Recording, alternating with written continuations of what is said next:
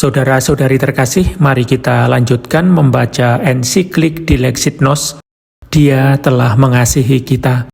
Pada video terakhir telah sampai pada nomor 101. Sekarang kita lanjutkan ke nomor berikutnya.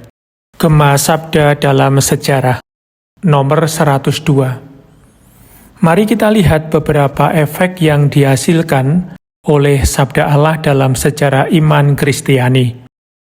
Beberapa bapak gereja, terutama dari Asia Kecil, menyebutkan luka di lambung Yesus sebagai asal mula aliran karunia roh, sabda rahmatnya, dan sakramen-sakramen yang menyalurkannya. Kekuatan para martir hidup dari sumber surgawi air hidup yang memancar dari lambung Kristus, atau seperti yang diterjemahkan oleh Rufinus, dari sumber surgawi dan kekal yang berasal dari lambung Kristus.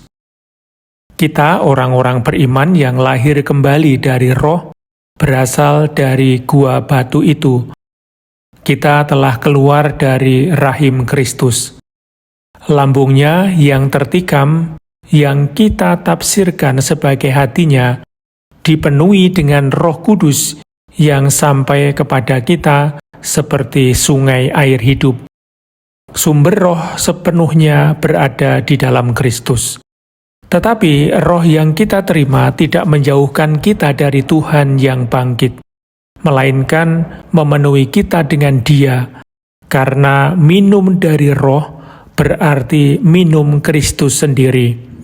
Minumlah Kristus karena Dia adalah batu karang yang memancarkan air. Minumlah Kristus karena Dia adalah sumber kehidupan. Minumlah Kristus karena Dia adalah damai sejahtera. Minumlah Kristus karena dari dalamnya mengalir air hidup. Nomor 103. Santo Agustinus menunjukkan jalan bahwa devosi kepada hati kudus merupakan pertemuan pribadi dengan Tuhan. Artinya, baginya dada Kristus bukan hanya sumber rahmat dan sakramen, melainkan simbol persatuan intim dengan Kristus sebagai tempat pertemuan kasih. Di sanalah asal mula kebijaksanaan yang paling berharga, yaitu mengenalnya.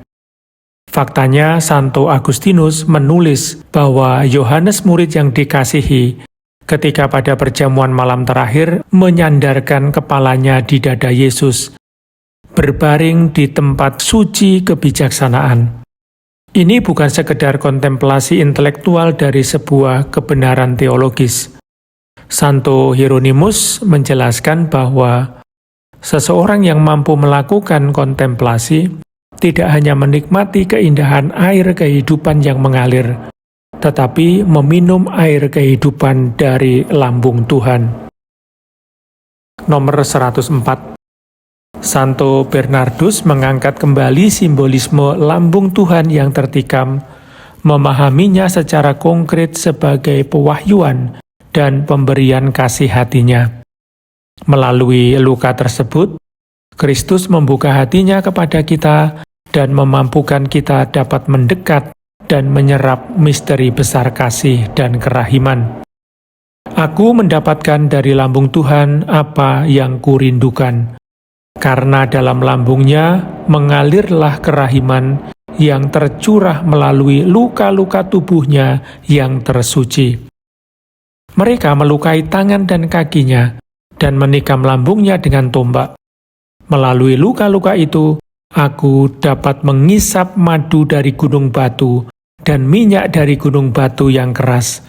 Dengan kata lain, mengecap dan melihat betapa baiknya Tuhan.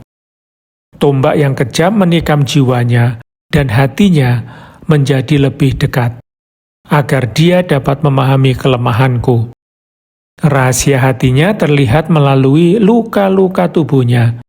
Kita sekarang dapat merenungkan misteri luhur kebaikan Tuhan yang tak terbatas. Nomor 105. Hal ini muncul kembali secara khusus pada tulisan William dari Saint Thierry yang mengajak untuk masuk ke dalam hati Yesus, yang menyusui kita dari dadanya sendiri. Bukanlah hal yang mengejutkan jika kita ingat bahwa bagi penulis ini, seni yang paling luhur adalah seni mengasihi. Kasih adalah anugerah dari pencipta semesta. Kasih adalah kekuatan jiwa yang menuntunnya kepada rumah dan tujuan akhirnya. Hati Kristus adalah tempat yang layak baginya, di mana kasih berkuasa dalam kepenuhannya. Tuhan, kemana Engkau membawa mereka yang Engkau peluk dan genggam di dalam hatimu? Hatimu adalah mana yang manis dari keilahianmu, yang Kau simpan di dalamnya, ya Yesus, di dalam bejana emas, dari jiwamu yang melampaui segala pengetahuan. Berbahagialah mereka yang dipeluk hingga ke sana. Berbahagialah mereka yang Engkau sembunyikan di dalam rahasia itu, di dalam hatimu. Nomor 106. Santo Bonaventura menggabungkan kedua arus spiritual di sekitar hati Kristus. Dia menghadirkan sebagai sumber sakramen dan rahmat, dan dia mendorong agar kontemplasi ini menjadi relasi persahabatan, sebuah perjumpaan kasih personal. Nomor 107. Di satu sisi, dia membantu kita mengenali keindahan rahmat dan sakramen yang mengalir dari sumber kehidupan, yang adalah lambung Tuhan yang terluka, agar dari lambung Kristus yang tertidur di salib, terbentuklah gereja, dan tergenapilah kitab suci yang mengatakan, mereka akan memandang Dia yang mereka tikam.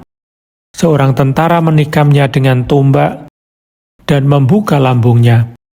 Hal ini diperkenankan oleh penyelenggaraan ilahi, agar dari luka tersebut darah dan air mengalir, mencurahkan keselamatan kita yang berharga, yang memancar dari sumber tersembunyi di hatinya. Darah dan air yang mengalir itu memberi sakramen-sakramen gereja kuasa untuk menyampaikan hidup dalam rahmat.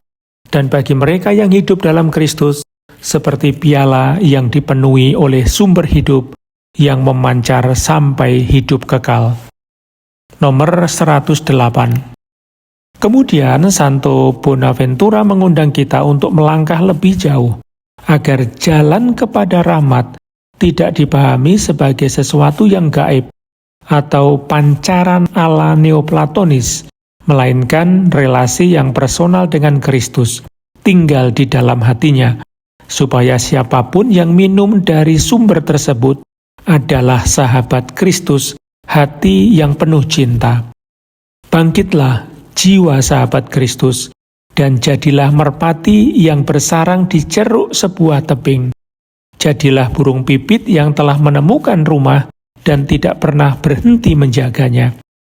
Jadilah burung tekukur yang menyembunyikan anak-anaknya yang dikasihi dalam ruang yang paling suci itu.